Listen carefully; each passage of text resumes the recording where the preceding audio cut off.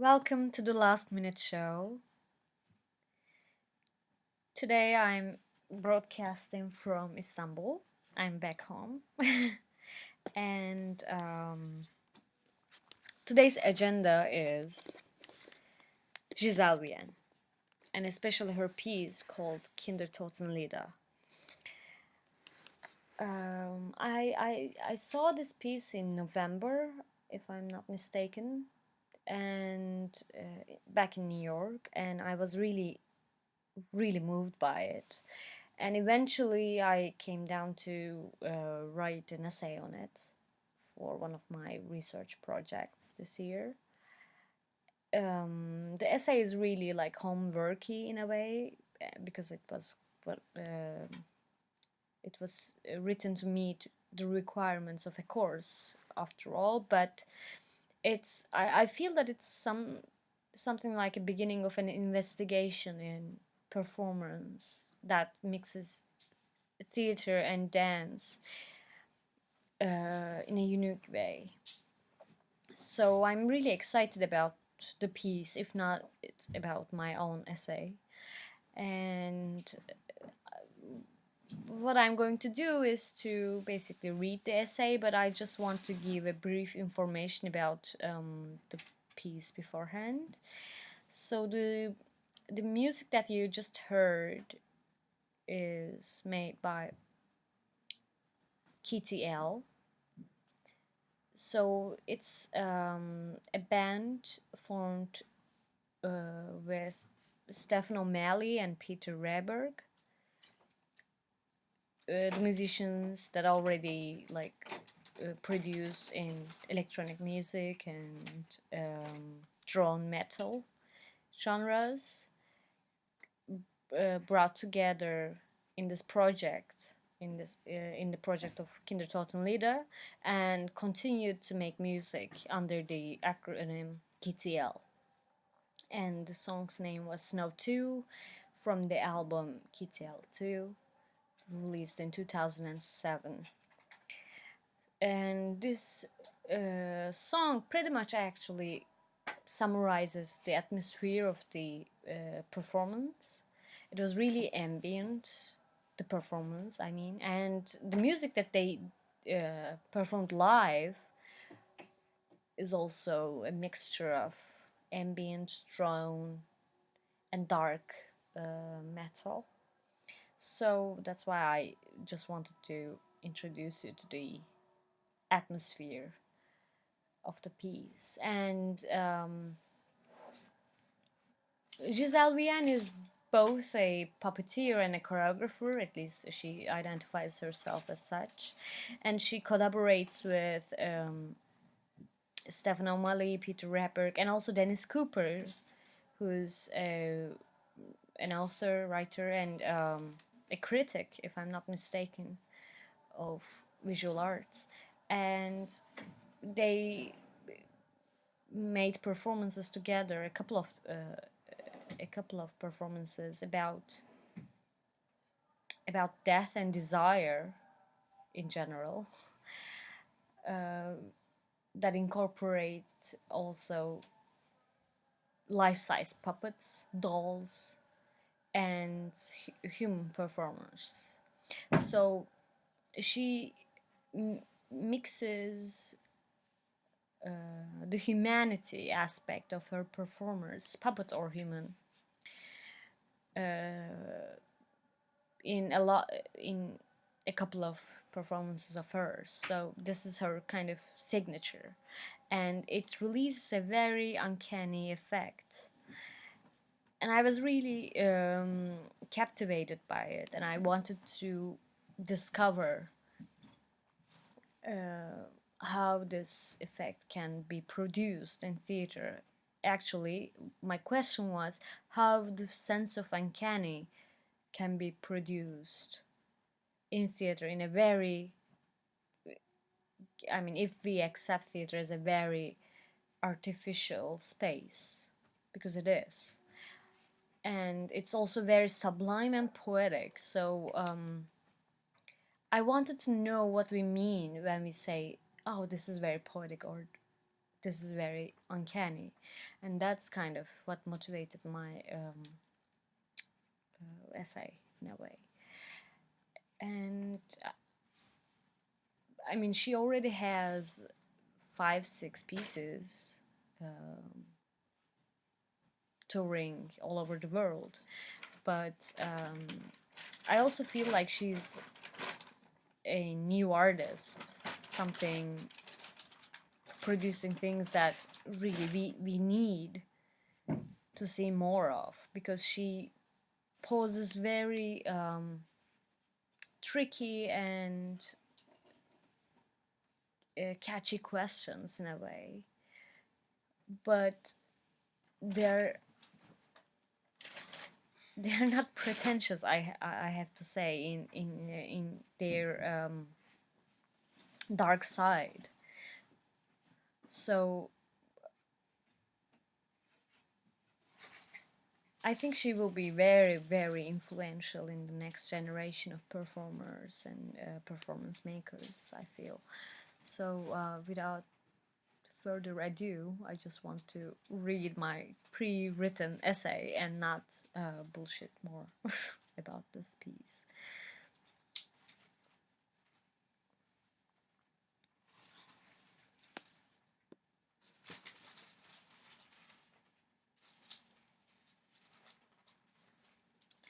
So the essay is entitled Uncanny Dramaturgies in Kindertotenlieder. It's certainly not the most creative title.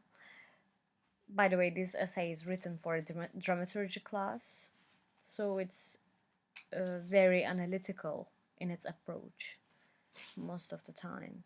And I start the essay with describing the performance, and it might be a huge spoiler for those who hasn't seen the performance. But I have to describe the aspects because I focus on them later on. And trust me, I'm not successful in describing at all. So I start.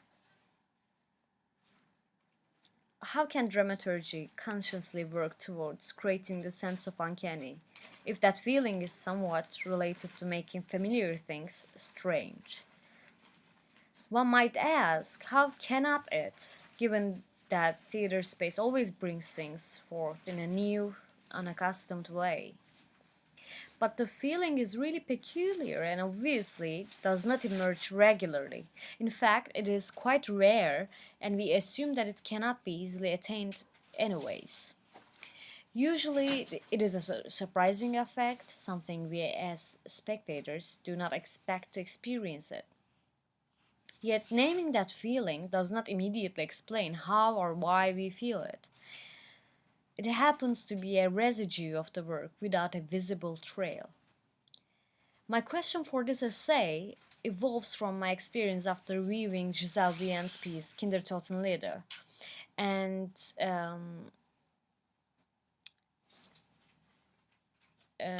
and the program notes of the piece already mention Freud's uncanny.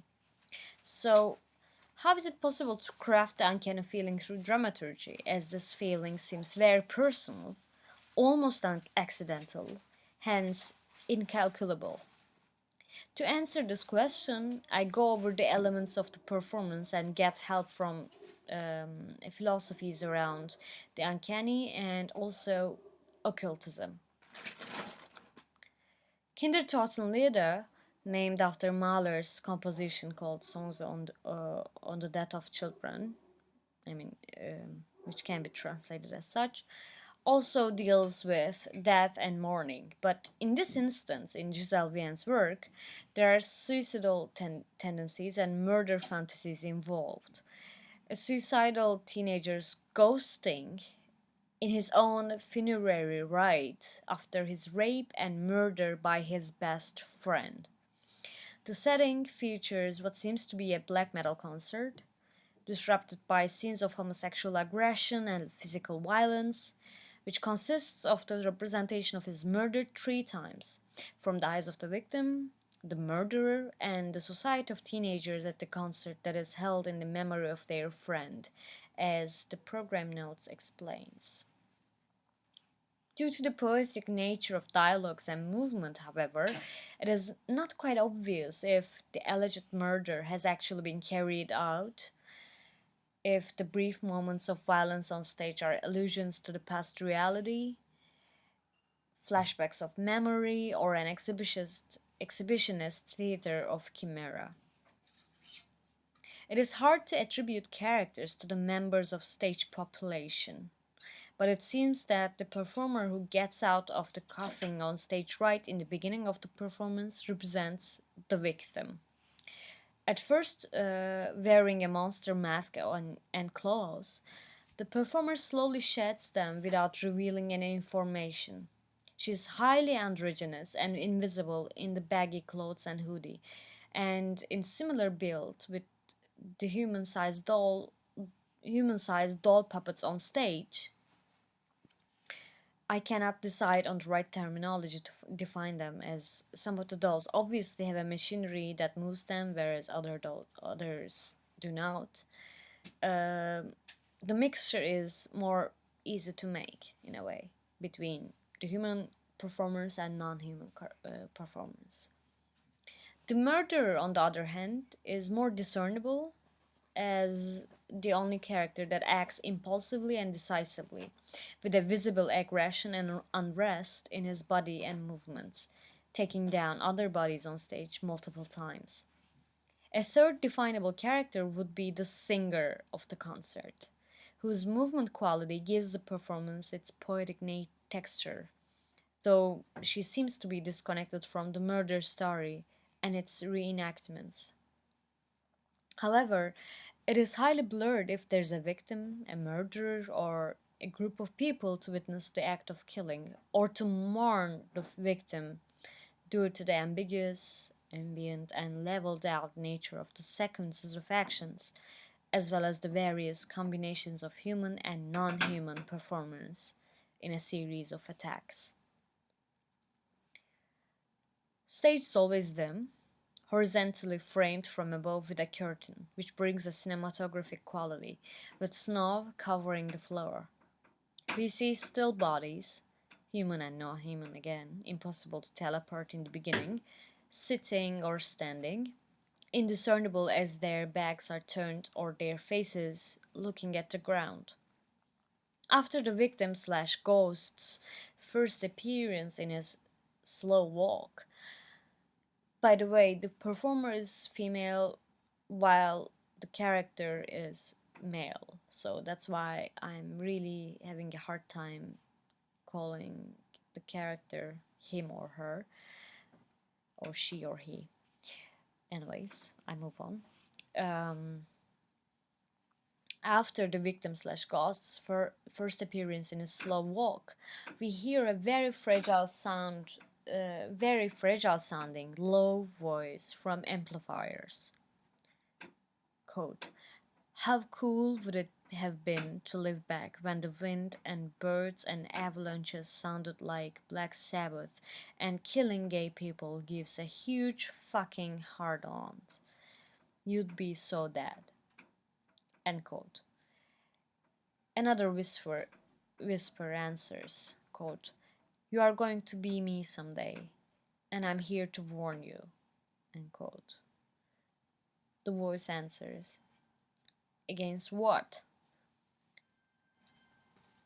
Whisper answers, things that are not real. The fog, the monsters, the life after death, this concert, me, him. I like the way he looks at me, the voice says. And the whisper answers, someday you'll think differently.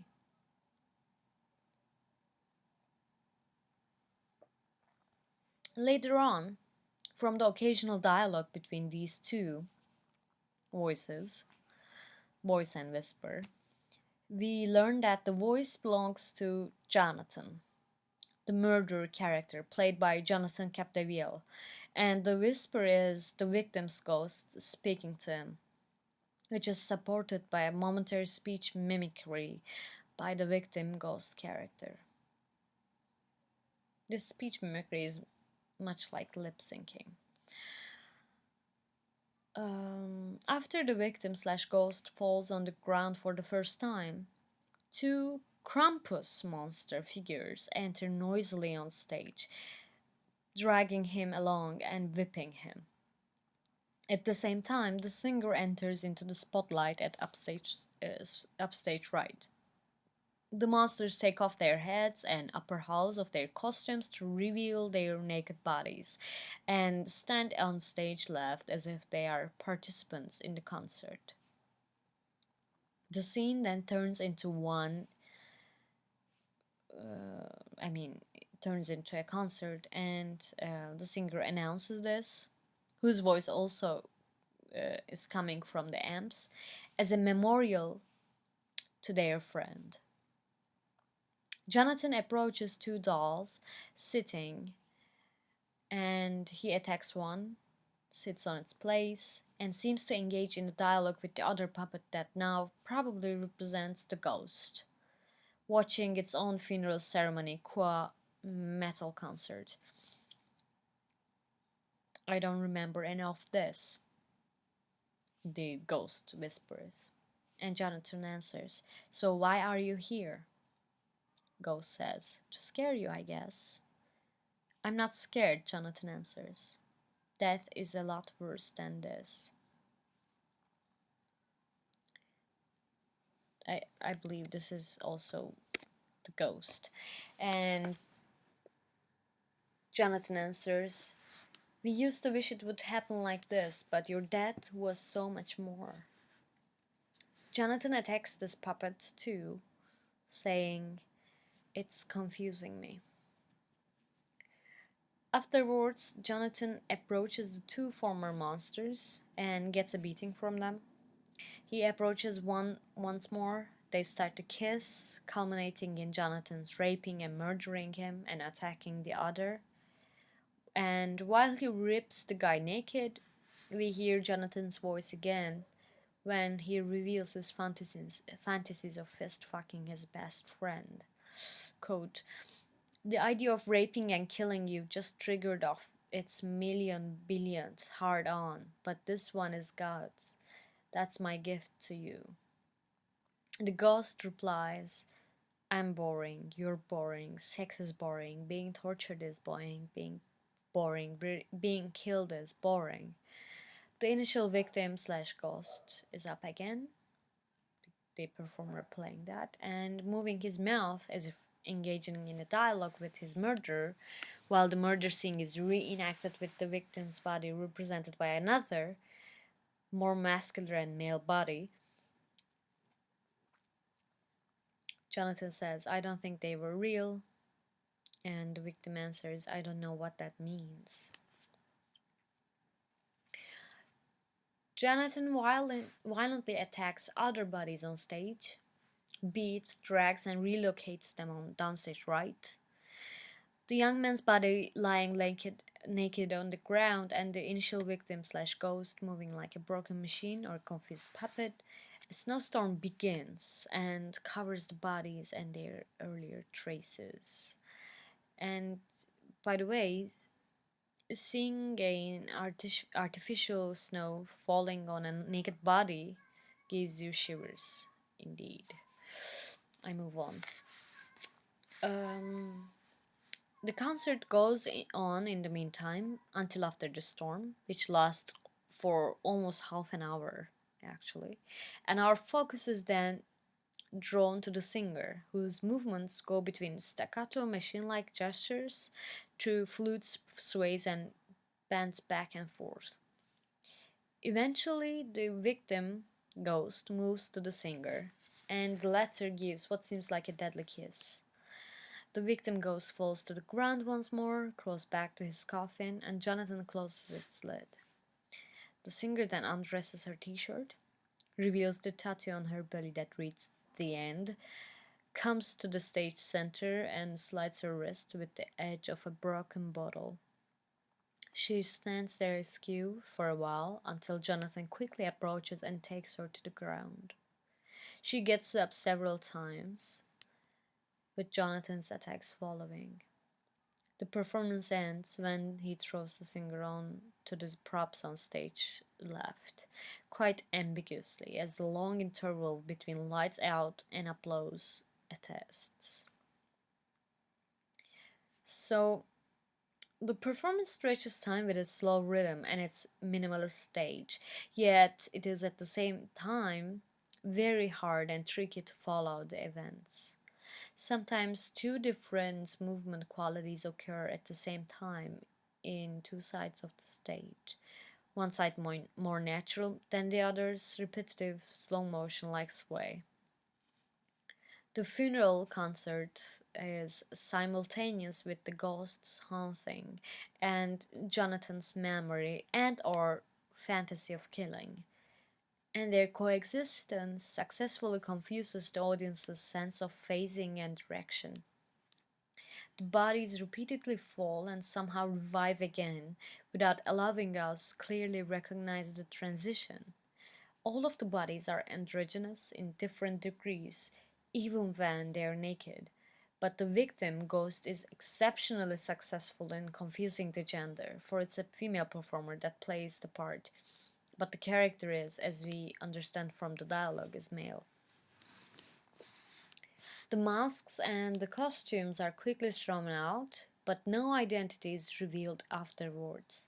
Similarly, we understand that the rest of the bodies on stage are life size, moving dolls when Jonathan attacks them, but we fall back onto the impression that they're the depressed teenage participants of the concert as soon as he puts them back on their feet. The singer, on the other hand, does not sing. But there are real musicians on stage, Stephen O'Malley and Peter Rehberg, scoring the whole performance with their drone sounds and sustained guitar feedback. The only instance they do not is when we hear a pre-recorded song with lyrics, a romantic piece with piano melodies performed by a husky female voice and a mock song by the singer, who actually engages with the microphone and acts like singing for the first time.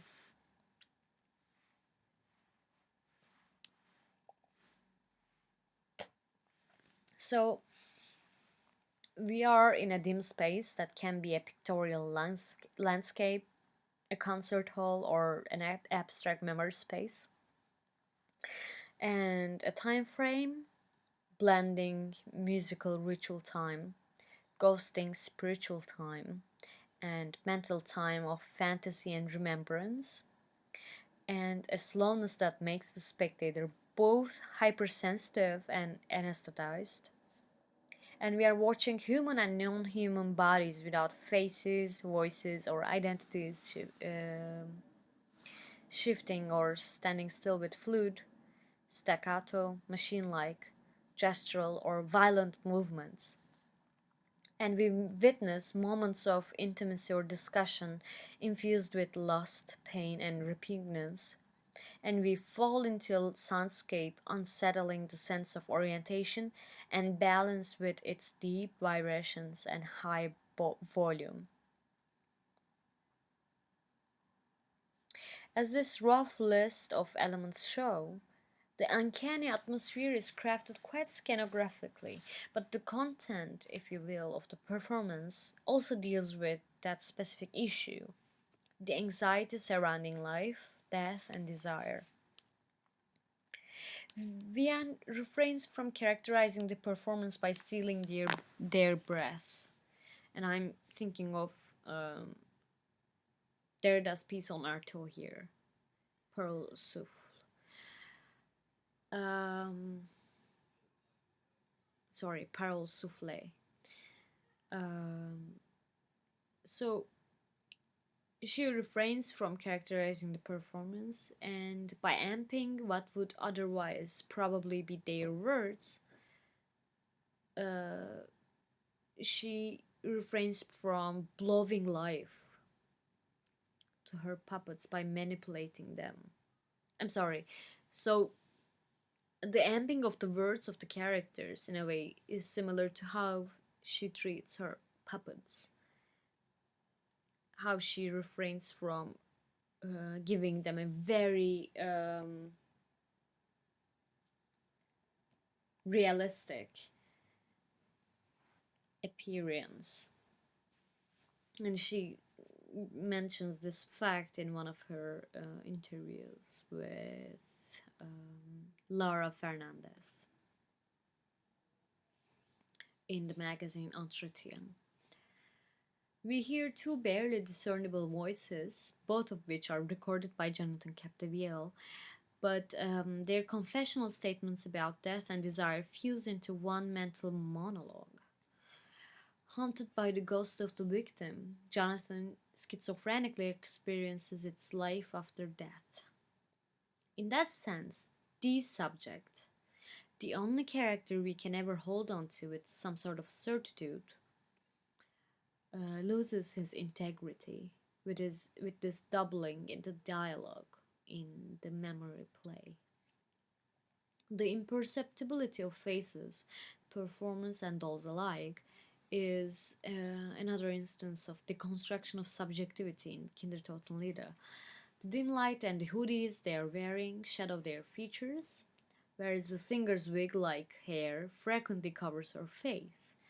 We never see a mimic or a facial expression of emotion, and there's no theatrical mask in that sense. But the literal masks they wear, the ghosts in the opening scene and those of Krampus monsters, do not reveal a human face beneath either. Researching into Krampus tradition, I found it interesting when I discovered that the only anthropological article written on the subject talks about it in the context of the effect of wearing masks on shedding one's sense of social identity and decorum. In his 1977 article, which is very old, I know, The Masked Face, anthropologist John Honigman recounts his experience of this tradition, which is basically a Christmas ritual that involves whipping of the bad children by young males wearing monster costumes.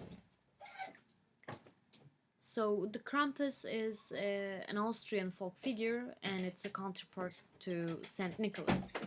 And Saint Nicholas gives gifts in Christmas to well-behaved children. So it's like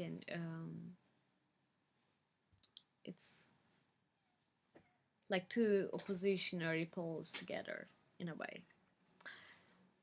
Honigman recounts that the Krampus impersonators got way too carried away and harassed him despite his warnings. And questioning the psychology behind this trance-like performance, he states that putting the mask affects the performer by disjoining personal identity recognized through the face from the behavior being enacted. And it nullifies the social constraints and conventions that the subject has to respect otherwise, and leads them to soar beyond the level of commonplace reality, in quotes. Simon Bailey's discussion of facial expression and theater mask, on the other hand, complicates these associations between mask performance and between mask performance and face real by pointing at the malleable nature and performative quality of the facial expressions, not only in theater but also in everyday contexts. Drawing from the undertones of the word persona, which originally means mask, Bailey states that the association of the face with inner moral world of the individual is an effect of the metaphysics of subjectivity that asserts interiority to the emotions of the subject and immediacy to their presence. He concludes, quote, in erasing the distinction between mask and face, the graphic symbol of the personae announces the impossibility of a pure appearing or a simple revelation of selfhood. In other words, facing is unthinkable without masking, voicing without ventriloquism. End quote. In Kindertotenlieder, there is not even a facial performance to question the representation of emotion on the basis of these metaphysical dichotomies that Bailey tries to unsettle. The faces are frozen into wooden masks. The removal of real, obviously scary masks do not reveal a plane of emotional performance, but further layers of impassivity. Bailey's mentioning ventriloquism is an interesting coincidence with the disembodiment of speech in Kindertotenlieder. Indeed, the recorded and occasionally lip-synced dialogues can be one way of ventriloquism, and the ventriloquist seems to steal one of the performance voice, who is Jonathan Capdeville, who in turn actually ventriloquizes glove puppets in Vienne's next piece, Jerk. Again, a collaboration with Dennis Cooper that deals with murder and rape fantasies in reference to the story of a serial killer called Dean Cole. What I see as a fundamental coincidence in Bailey's article, however, is his allusions to machines and puppetry. He supports his deconstructive approach to face and mask and facial expression, theatrical approach. He supports his deconstructive approach to face/mask and facial expression/theatrical expression diets by looking at a 19th century experiment on human expressions conducted by the French physician Guillaume Duchenne and published under the title Mechanism of Human Facial Expression. Duchenne works with blind and mentally impaired subjects to start off with an empty canvas, quote unquote, in order to see, quote, what a face can do. He applied small degrees of electricity to trigger physical reactions and classified and photographed the resulting expressions. Bailey supports his argument by underlying the highly theatrical framing of the photographs and explanations in the book.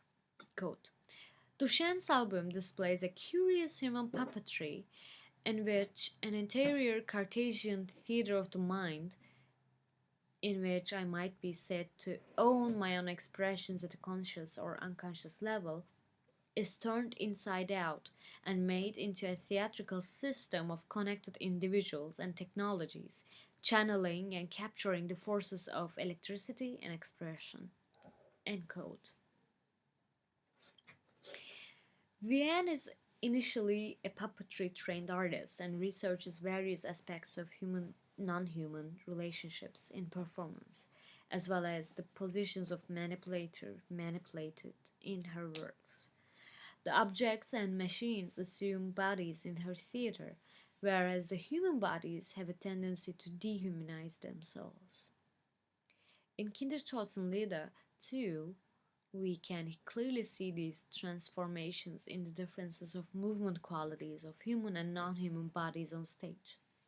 Although this is not a rule, the human bodies mostly move in machine-like jerks or stand in impossible balances and bends defying gravity, while the human-sized dolls are usually in natural standstill or engage in a minimal daily movement such as head turns, except for times when they are thrown and revealed to be weightless masses.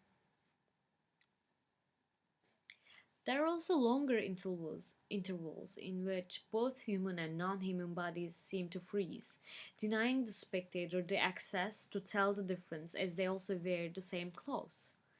Thus, the dancer and the marionette, in quotes, both oscillating between human and phantom, are similar in creating this intermediate situation between life and death, end quote, from Gisèle Vienne and Etienne Biduray's article Erotisme, Mort et Mécanique.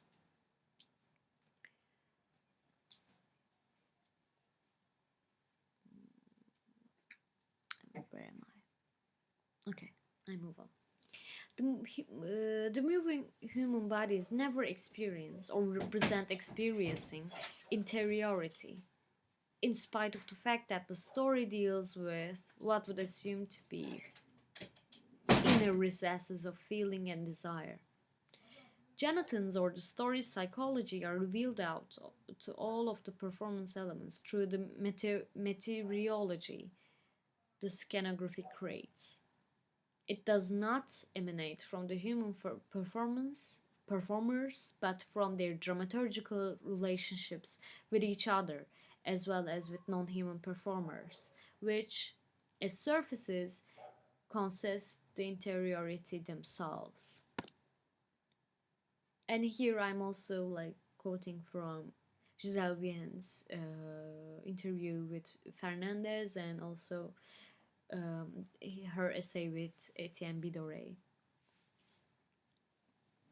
Therefore, in Vienne's work, it is not only the non-human bodies that are manipulated, it is also the human bodies through the plastic and choreographic interventions on them, leading to their artificializations and becoming images. In reverse, Vienne deliberately plays with the spectator's tendency to attribute anthropomorphic consciousness to the non-human performers. The doll's natural movement supports that illusion, whereas their deviation from having a perfectly accurate human form counters that effect.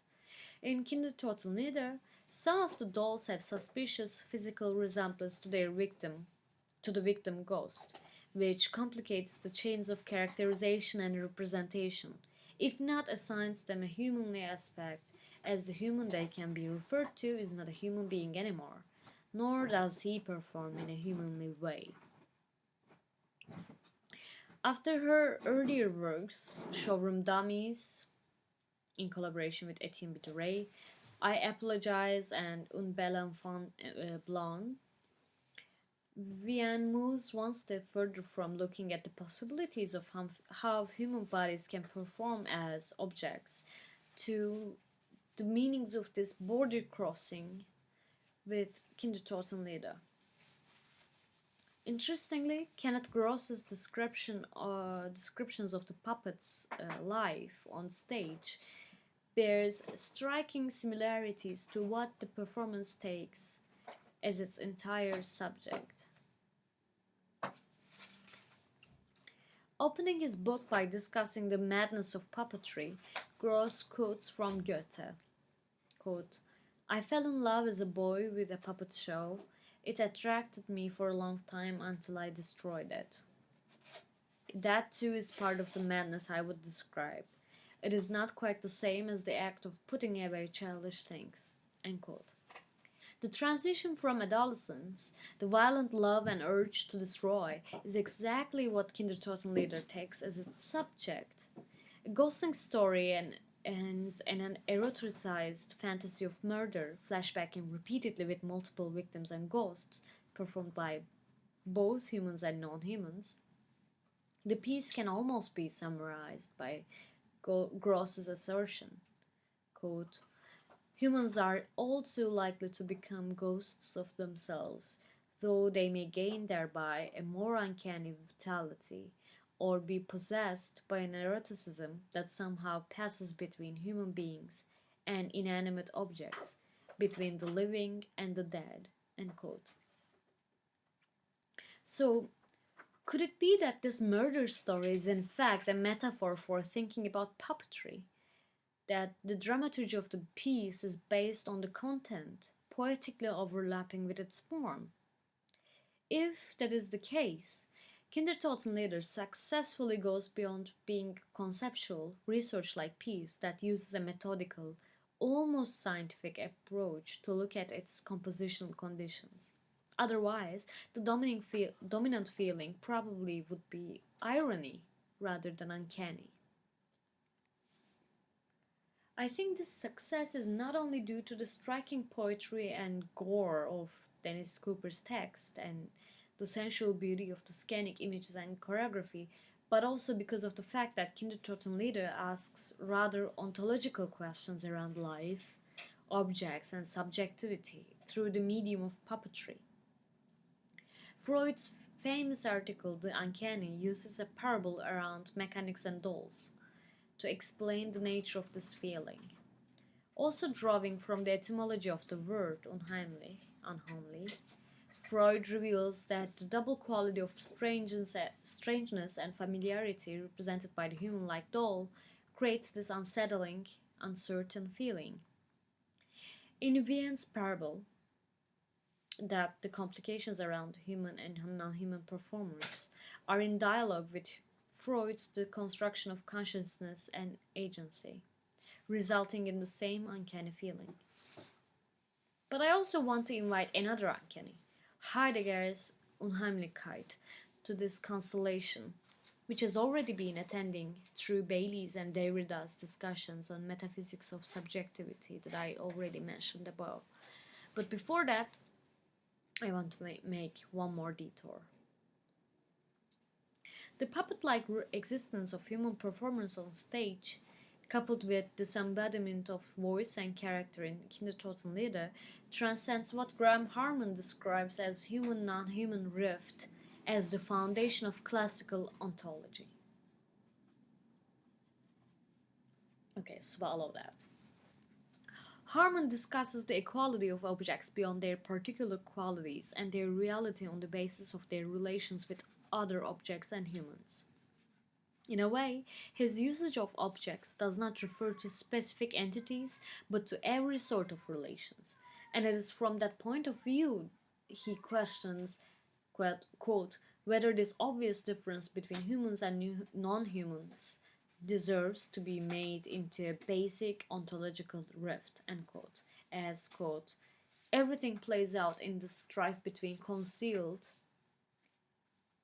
that is, the familiar, unnoticed in their everyday usage, objects, and the twisted or translated forms in which they appear to other objects, which includes in his taxonomy humans.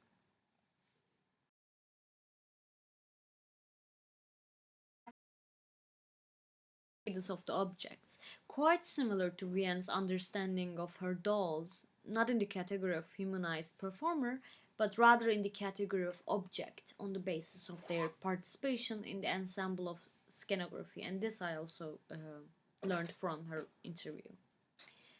Quote, for me, it brings out the pure folly when the performers engage in dialogue with the dolls. But on a theater set, it is not, or at least in the mise-en-scène we do.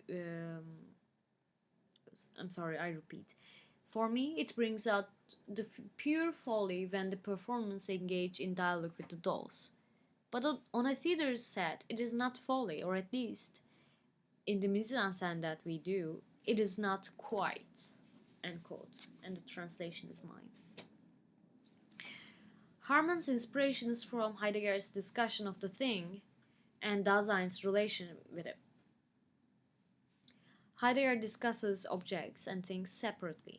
He regards objects in their concealed state and understands things as objects moving out of this concealment and revealing themselves as things in the nexus of time, space, meaning, and relations. The entities are not given to us in their thingy character, he states, but we rather conceive them as ready to hand in their tool beings. Julian Young's explanation of this tool being is very striking in connection to Vienne's work. Quote, the equipment in one's own kitchen is, in fact, an extension of one's body, metaphorically even a part of it. This extension of the body, it seems to me, helps define the boundaries of the homeland. Within the homeland, one has unthinking knowledge of how to handle things and people. Where one has to start thinking, where one's performance becomes jerky and stressful, the homeland fades and ceases. End quote. In a way, Vienne plays with the spectator's knowledge of bodies through her mechanic choreography, blocks the spectator's projection on their corporeal sense to the performers or the dolls and moves them from their former attunement to the common world. This dislocation, however, is only a start in their confrontation with the things on stage.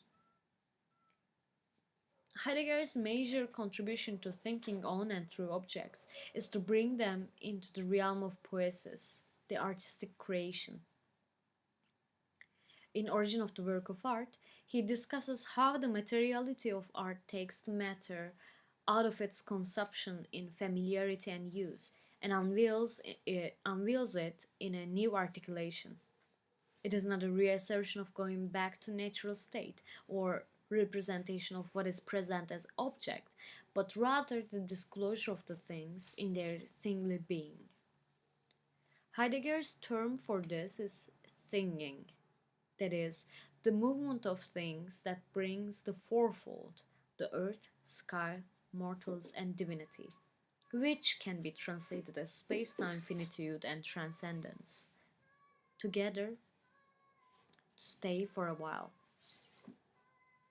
Heidegger's writing becomes highly prophetic at this point, but the main idea here, I think, is the object's capacity in its thinking to trigger new relations and significations, interdependent with dimensions and meanings of being, which is the ontological question. The dislocation of Dasein's attunement to the common world, its losing its homely sense, is a necessary condition for this openness to confront with this new poetic configuration of things. The anxiety, on the other hand, is not simply a result of becoming strange of the familiar. For, for Heidegger, it has an essential indeterminateness, for its object is literally nothing. The fundamental mood of anxiety in which one feels ill at ease reveals the nothing.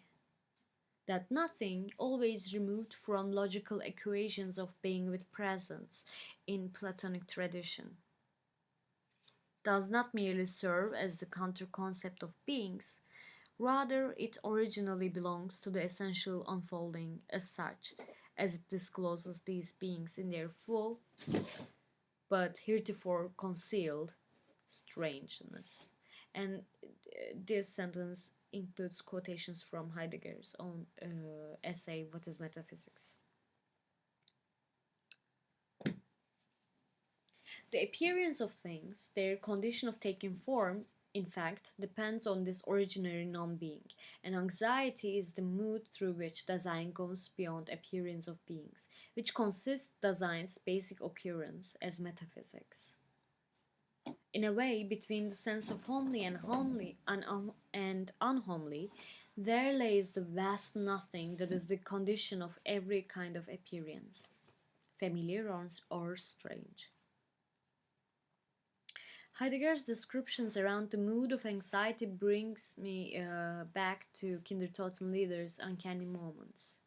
Heidegger mentions our hovering in anxiety, our trying to shatter the vacant stillness with compulsive talk, and our profound boredom that drifts here and there in the abysses of our existence like a muffling fog and removes all things and human. The ghosting that is Kindertotenlieder's both drama and dramaturgy can be seen in the materialized boredom, even in Death of its teenagers in angst, with its dim and foggy scanography that erases any significant difference between humans and things, and through its unmarkable floating bodies and movements.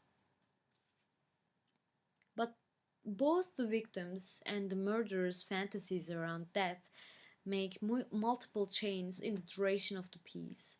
And this repetition, I think, is due to the fact that their anxiety sustains as an unanswered question about life. Why are there beings at all, and why not rather nothing?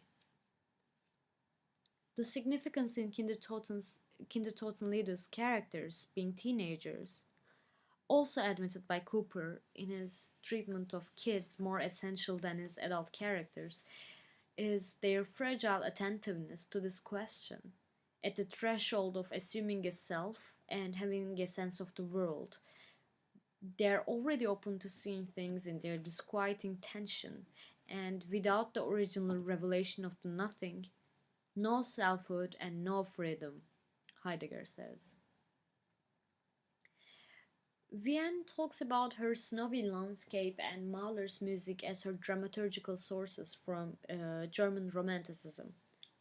Likewise, O'Malley and Rehberg's at times highly emotional drone, the doom metal, a subgenre of black metal, the doom metal concert atmosphere on stage, the pentagram prints on the clothing, the Krampus monsters, the coughing, each also engage in a distant conversation with this romantic, mystic, and almost occult cultural being.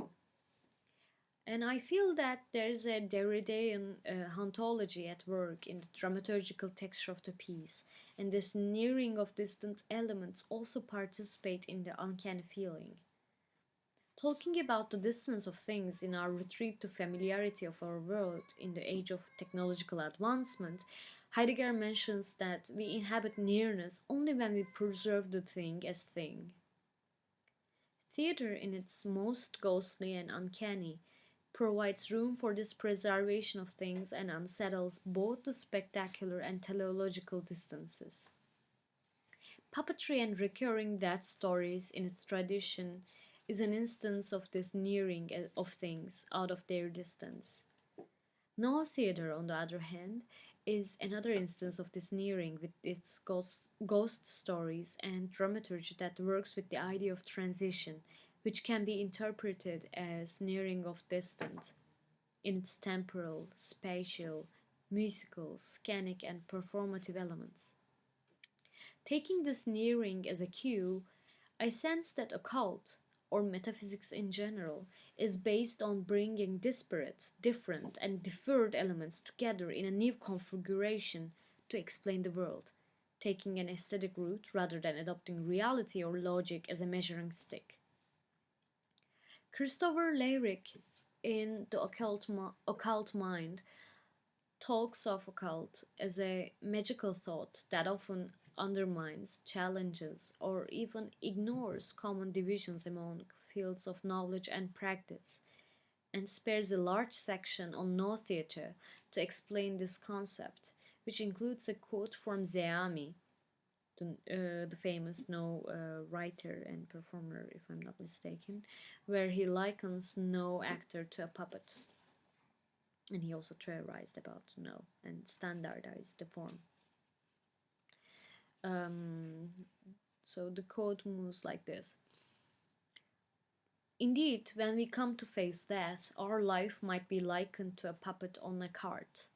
As soon as one string is cut, the creature crumbles and fades. Such is the image given of the existence of man, caught in the perpetual flow of life and death. End quote. So, to the extent that Buddhism tends to the idea of nothing and rejects the divisive metaphysics of subject, object, and presence, absence, dietes, and to the extent that No is also a death ritual featuring the haunting of ghosts, Kindertotenlieder and No theatre are kindred spirits in their ontological dramaturgies. There is one more reason to my evocation of Lyric's occult. As a mixture of memory and ritual, of theory and practice, the occult operation is strikingly similar to the work of dramaturgy, especially in the example of Kindertotenlieder, with its own occult undertones mirroring that operation. Looking at Giordano Bruno's expansive research on memory for using images to index items, Lyric observes that, quote, in Bruno, there is an important flexibility. Once the stabilizing classificatory images are in place, we discern meaning through their interrelations. While the procedure can thus eliminate a text or a sequence of facts, it can also be used to legitimate an interpretation unconnected to the text or sequence itself." End quote. Upon Bruno's mnemonic mapping, Lehrig comments, quote, "Bruno lays out a vast network of mental spaces mapped by a consistent scheme and keyed to the arbitrary sequence." End quote. In both instances, the technique consists of abstract, unprecedented, yet methodical gathering of distant items together to create and possibly further recreate signifying relations, which for me parallels the dramaturgical endeavor in general. Vienne talks of her works as a metaphor of thinking, due to her work with different, at times conflictual mediums and letting them contaminate each other. I think this dramaturgical approach, which can apprehend or explore mystical dimensions, is fundamentally related to my question on crafting the uncanny feeling. It is more related to opening a space where unusual elements creatively and endlessly pollinate, rather than solely to unfamiliarizing them. I repeat. It is more related to opening a space where unusual elements creatively and endlessly pollinate, rather than solely to unfamiliarizing them. That is why I needed the spatial understanding of unheimlich in its relation to nearing and thinking movements of the appearance of things as such. Also related to this dramaturgical approach, attentiveness to the ontological situation of these appearances, of human and non-humans alike, requires a genuine questioning of our current relationship with life and death. The secure hold of subjectivity is interrogated and jeopardized in this questioning. Meanwhile, as spectators, we do not have any outlets for distance of cynicism to separate our implication in that investigation because of the environment created around and before us.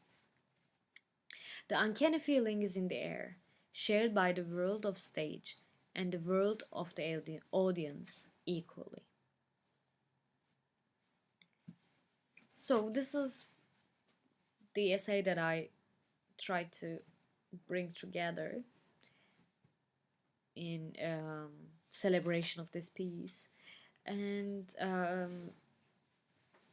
I think I don't need to summarize it once again, but the relationship between puppetry, dance, and the ontology of human and non-human separation is really interesting, and performance is one of the sites that really can ask questions between these interrelations.